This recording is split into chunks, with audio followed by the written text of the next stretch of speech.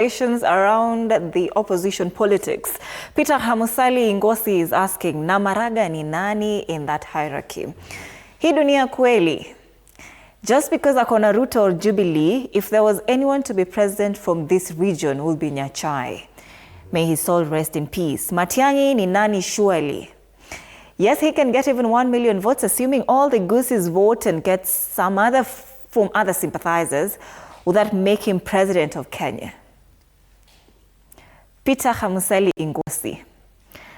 Alfric Moreka says that man cannot even beat Arati in a gubernatorial race. Waste of time. I'm voting for Osoro and Ruto. All right. What do you think about that, Gakuya? My take is that the measuring gauge on who is one, in terms of the strength in Gusii, they are asking who is the former Chief Justice, and they are also asking who is Matiang'i, and also there is an element of Osoro. But what I can tell you at the tail end is that actually the people has their own room to make up their mind and cast their vote to a direction that they will feel that they will be comfortable. I would say whether there are 3 bulls in Gusii land, at the tail end there is the bull who there is the horse which will be the leading horse, and as things start today, I am sure Matiang'i is the front runner, and I will tell you that does not say that I demean the presence of former Chief Justice or the presence of Osoro and like, but the whole mass in that particular region has shown an indicator where they are heading to. And I will tell you loudly that it's a battlefield, but whoever will take the biggest take on that, I will tell you that Matiang'i is not a pushover. Sabina, you think what Samunya is raising, I think Gakuya didn't answer it, maybe it just got lost in the shuffle, that the former deputy president is not the formidable politician in Mount Kenya as it is right now. I'm sad if that is what we have as best as Mount Kenya. You see, that's the reality on the ground. I'm very sad because you see, it depends. So if you are good in inciting, and not faction, then that makes you the best. You see. But Joshua says politics is all about perception. It is true, it's about perception. Yes. You see, the former deputy president have been on record saying, calling the leaders names, let me just use the local names, Togege, then, like, yeah, Togege. And Togege is someone who is really not 100%. And those are the leaders that the people elected. Those are the leaders, majority of them. He went with them to the ground, held their hands, and told people, this is the best that we have. He seated with members of parliament who are not lawyers. And he seated in a meeting of lawyers and says, next election, we should all get lawyers, mawakili wote. They are the ones who should come. And you are seated there, you are in his political party, you are not a lawyer, and you are comfortable when you are being sidelined, and you are still following such a kind of a person. You see, we should face the reality in leadership, and how might be William Ruto was able to get the Mount Kenya, not just Mount Kenya, majority of support, and that's how he was not impeached, is because he had people skills. Let's say the truth. Gachagua has made himself, Jesus of Mount Kenya. Before you come to the Lord, you must pass through me, Like before, if you are to be elected, you must come through me. But that's not how to win people's hearts. He might incite the public, yes, against the leaders. But as a leader, you must learn humility. Okay. You must learn to be able to accommodate each other. As Gakuya said, nobody is 100%. He did. So even him, he's not 100%. So don't come in and demonize everybody because they are not following you. And I think that has been the biggest maybe undoing from their side. Thank you. Because instead of trying to gather, trying to woo people to come in, I went to a funeral service. His own people, we seated with Gakuya, we have gone to mourn. I have gone for a funeral. They decided it's about me. Even one of my colleagues starting to say, you should not vote for Sabina, you should vote for who? If you are with Ruto, you are a killer. I don't know what. And so anybody who is following Ruto, why would you come and attack your own colleague? And this is a funeral service. If we wanted a political showdown, we should have gone to a political arena and taken a mic. Okay. So then so I said, show me your friends and I'll tell you your character. Indeed. Look at everybody who is following the former deputy president. They all look like they have gone mad. So surely, we must ask ourselves. It's a collection of tugeges, as you say. That was not Gachagua. That was Gachagua's lieutenant. Let me tell you. Can I tell you something? Because you are with him. So then you ask yourself, is this the Kenya we want? Himself, because I left, I had a program and I was doing, he was seated there. When he stood, he said, even Sabina has run away. I had not run away. I even went and told the host my time because we had said there, I had a program. I was going to do with the electricity. He went ahead, even Sabina with a mic has run away. This people, surely. You set the tone. Yeah. Surely. He said the story. They told you are clapping for your own people. This to a close. Yes. Let me just... Let us style up and accommodate each other. Try to bring people together. If you are saying you want to be the kingpin of Mount Kenya, don't fight anyone. Don't fight. Don't fight. So it's lacking in prudence and discretion in his tactics and how to handle people. But actually, Gachagua is seriously changing his tone. He has not changed. That was the tone I had going I think let's go Joshua. It is very easy. If it is in an executive position, if it's a PSCS, it's easy to give such advisory. How to do, what to do. For politics, politics is an emotional, circumstantial space whereby they will tell you, there's one thing to speak before you pick the microphone. Once you pick the microphone, something goes. That's a fact. Even the president, I'm sure there are some things if the president is shown afterwards, he said, did you say this? Even if we say, oh, that's not me. That is politics. And the ball as we go to the elections, we're just warming up.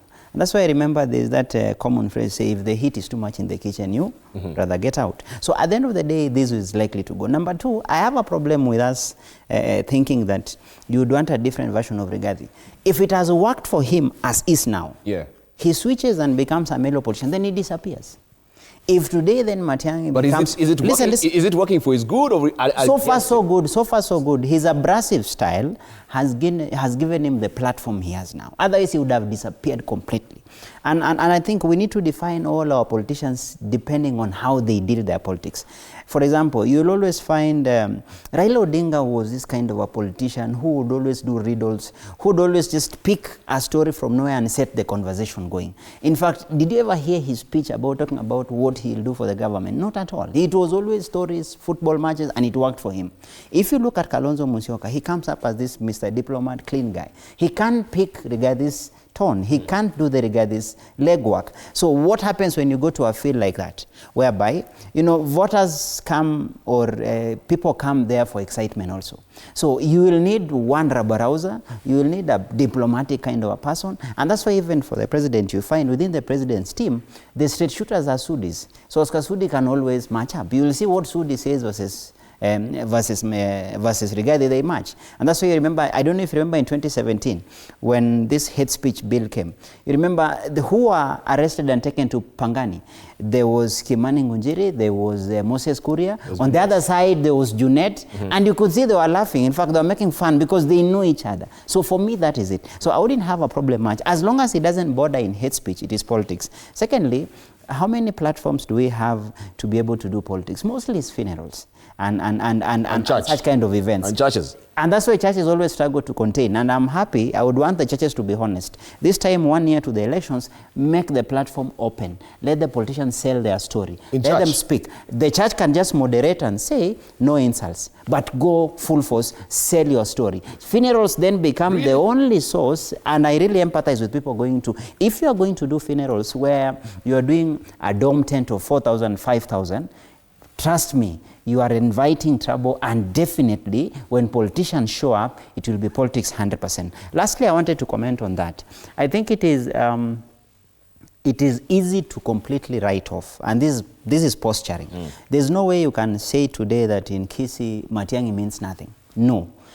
It is actually, Matiang'i actually has upset the political equation of Gusii, in the sense that when Arati was made to be the deputy party leader of ODM, for him, transitioning from an MP in Nairobi to Gusii and being a governor was one-way ticket to being at the national level, to be able to compete with the Johos, for example, with the exit of Raila to be. But with the entry of Matiang'i, everything is back to the drawing board, which means Arati will fight for his dear political life just to retain his seat. I foresee him possibly, if he succeeds to get his seat, trust me, it will be by the scruff of the neck. It will not be like 2022. 27, Matiang'i will make Gusii to be a difficult place for a candidate who is not running in his outfit. That will be a messy affair. The only saving grace would be you find former political enemies on the same side. You find now Osoro being on the same side with Simba Arati. The problem then comes to Nyamira, because Nyamira you have both Maraga and Matiang'i coming in. So that's possibly a lockdown, completely locked out. And Nyamira played a critical role in getting the president to get the 200,000 plus vote. There are two constituencies that made a difference. That if you look at the performance of the president in Gusii, Nyamira was really critical, together with Bungoma, to get the 200,000 over and the top. So it is foolhardy to completely write off and say that Matiang'i means nothing. Actually, I empathize with the candidates in Gusii, just like the way in Central, as I've mentioned. Definitely Rigathi will be a bigger play. Lastly, Meru becomes a problem because of one reason. The leading line of the leading light of DCP is Mithika Linturi, who is vying for governorship. And then you have Peter Munya within Jubilee, still within United Opposition, vying for the same seat. So in that case, and then Meru has opened up. Since the removal of Kawira Mwangwaza, there's no solid. Even the current governor, I think, will possibly even be number 3. The fight is between these two. You have Mithika Linturi and you have Peter Munya. That then invites the friendly fire you see now, which then would make again Meru a battleground, both within opposition and outside when you bring it within the national scheme. Thank you. Right. It's really getting sweeter, but time is really on not on our side, running low. I will want just to give each of you maybe 30 seconds to give us your closing remarks moving forward. What is your own projection? Still camping in Gusii. Let's begin with you, Gakuya. In fact, my final take on the whole discussion today is that it's a game to watch. But as much as the direction of the head of state is concerned, I think his scores, and especially to the dependence of Mount Kenya and the Nyasa, he has to go back to drawing board. And the carrot which is on the table, which is the deputy president carrot, also is something that you have to determine where to settle on it, because it seems those who are from Nyasa are at a climax on the demand of the same. And if he thinks to rob it from Central to Nyasa, then automatically you get almost zero from the mountain. So it's a very tricky decision. Thank you. Where he should cast his vote to where he believes that he will be able to reap something. Thank you. Thank you. Sabina, your closing remarks. Yeah, I would just want to say we have a beautiful country, Kenya. To the Kenyans, let politicians not divide you. Focus. One day in politics is a long day. Things change. And I think for the positions that people are looking for, whether it's deputy presidency or everything else, there'll be performance, there'll be what are you bringing on the table. So let's focus on achieving or even delivering what we promise the people. And I'm very sure politics will shape up. Thank you. Yes. Thank you. So my parting shot is basically that as we get into the final lap or getting into the real political season, it's a question of maintaining decorum. But as facts stands, I think the president is a formidable politician. I find him to be an efficient tactician, and he'll be the man to beat. However, you also have him going against a groundswell of more or less disaffection. If you look at the newspaper today, the biggest challenge for the president is not per se even the opposition per se. It is mostly if we can find a balance when it comes to ensuring that the economic gains of stabilization matches with people's feeling of money in the pocket that can make a difference. For the opposition, I think for them, the realization is now here. It's a question of galvanizing what they have. And for opposition, if you ask me, the best bet for them, if they can force a runoff, because if you look at the previous elections, we are closer there. Every year, since 2007, 2013, 2017, 2022, the gap has been narrowing. Yes. The best bet for the opposition when you're facing a formidable politician in the name of the president would be basically to go for runoff. Can they pull off that? It depends how they plan their cards. Thank you. Yeah, it's for another day. What a trenchant discussion we've had. Really enjoyed every bit of it. What a treat having you this morning. I really do appreciate. Wish we had more time, but yes, we have to leave it at that because Anno Dida is coming up on the other side talking about Startup Nation. If you are wondering how to start a business, how to maintain it, and also just learning lessons from some of the experiences of business leaders who have been there going through the swings and roundabouts of it. She's a person to sit down with you and broaden your understanding. Thank you very much for your valued company. You've been watching The Morning Cafe. It continues apace on the other side of a break.